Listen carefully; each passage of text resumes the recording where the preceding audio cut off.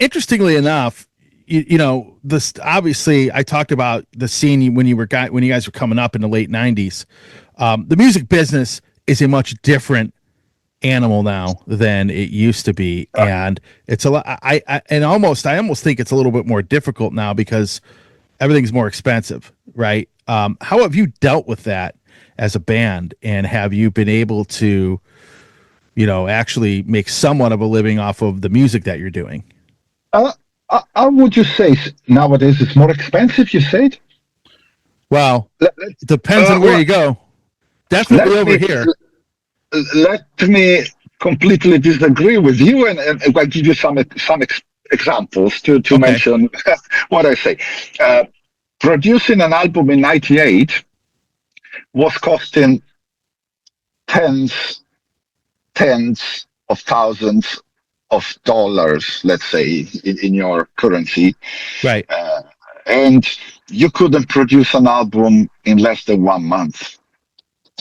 Renting a studio back then was costing between the cheapest could cost you $500 per day, and a studio like the one where we recorded Sons of Thunder was costing $1,200 per day. Yeah. Nowadays, you can buy a computer with €1,000, a good audio card for $500, and with a good software, you can record the whole album at home. Hmm. So making music nowadays is much, much, much cheaper, much cheaper. Uh, even for us, even for us.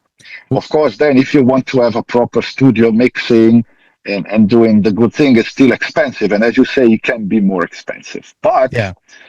the reason why nowadays there are 10 times the bands that were in the good old times is that nowadays making an album can be really, really cheap. Yeah. Well, what about the cost of touring and playing The shows? cost of touring, that's another story. You are Yeah. 100% right. Touring nowadays costs 10 times the price it was costing back then. Yeah. Let me say the last the last big tour I've been part of was, uh, let me see, mid 10 years of the 2000s, so like maybe 2012, 13 or something. We have been touring Labyrinth together with Sonata Arctica, and the nightliner rent was €1,000 per day.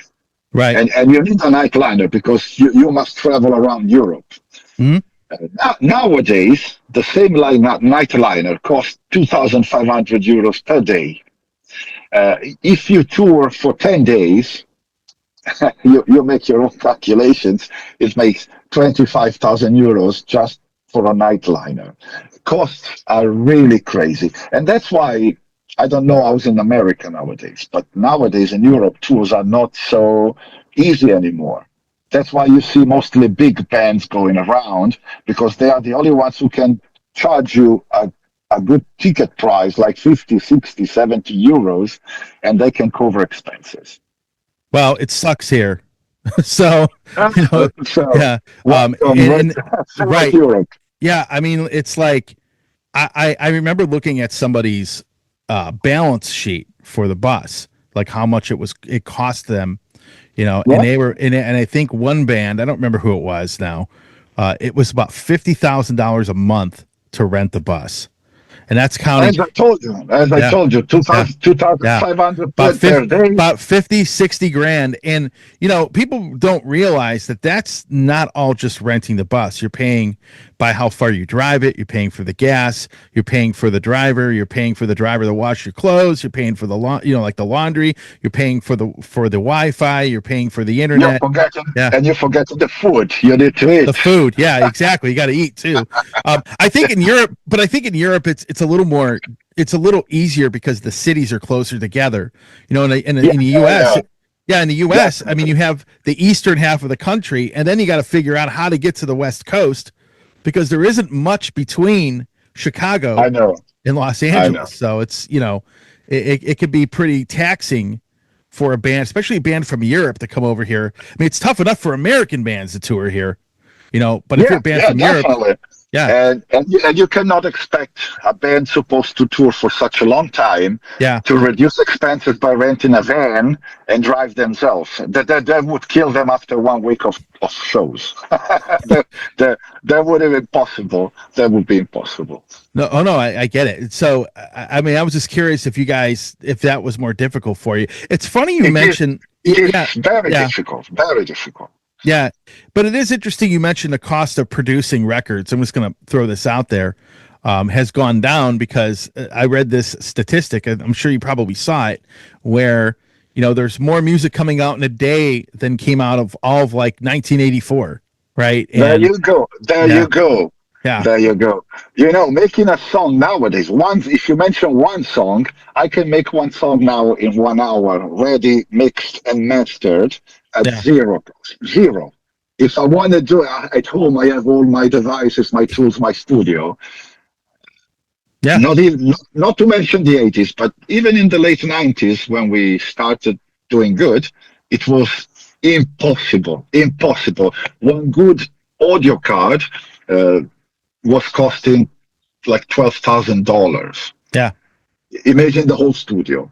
Nowadays, thanks to digital technology, every band can make their own albums, and well, the quality is another story. But let's stop at the costs. It's Yeah. much cheaper. It's much cheaper. Yeah, and then and if you do know what you're doing, you can make those records sound great, or you can be like me, getting 200 bands a month sending me albums that they use all the Yeah, same templates, the same plugin templates, and the productions all sound the same. exactly. Yeah, That's what actually many studios do nowadays. yeah, Why, when there's a good studio, you have suddenly 20 bands releasing albums from that studio, and they all sound the same yeah, because templates used are the same to make even cheaper yeah. the cost. I mean, I that's crazy. I would say Labyrinth. I would say that the production and the sound of this album is very, very good. It doesn't sound like that at all. Even the last one, I was thinking Thank about. you. You guys really did a great job on. Because we're Yeah. recorded at home, we have our own studios, Hmm. we prepare and record our own tracks, and then we move to the studio, to the real one, just for the mixing and mastering. Okay, but you still get in the room and rehearse together, which I think is a really cool thing. Absolutely. And we still use tube amps. Oh, that's cool. Yeah. No, yeah, Absolutely. and that's interesting because people use like the you know, uh, all sorts of different. They're not using tube amps, but they're using like fractal and some of these Fractal, other. Yeah, Kemper, temper. uh, Yeah, Quad Cortex, all these things. right. I would mention something really short now. It's a funny story. We just came back from a festival in Germany. Hmm. It was a power metal festival. And I'm on the backstage preparing to get on stage when you prepare your set to be brought on stage.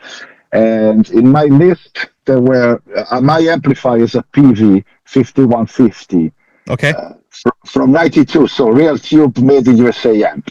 I see three of them there, and I asked the tech guy, which one is mine? Which one can I use? He turns at me and he say, you can take them all. You're the only guitarist tonight using real tube amps. And I say, wow. Yeah, tubes add a lot of warmth and punch. I mean, even when I listen to like vinyl records, I have a tube preamp to listen to Yeah, them, and yeah. and even when you're playing guitar through a tube amp or listening to music through it, I mean, there's a much The, better, different sound for the, me. the thing you get in your hands when you play on the real tubes, Yeah, it's completely another story. It's another story. I also myself use Kemper for my demo productions and stuff. I have a Kemper. Good stuff. Good stuff. I wish I had it 20 years ago. It would make things much easier back then. But when you push your guitar and you plug it to a 5150 in my case, but Mesa Boogie, Marshall, whatever you like, yeah. that's another story. Hey everybody, Tony here from the Metal Command podcast. Again, I appreciate your support. Since 1998, I have hosted this show in one form or another, starting off in radio and now in the podcast format. Again, thanks for watching, and if you like what you see and hear on this show, by all means, please hit the subscribe button, hit the little bell to be notified anytime I do post a video, and if you see this program on any other form of social media, please give me a follow there. Again, I always appreciate your support.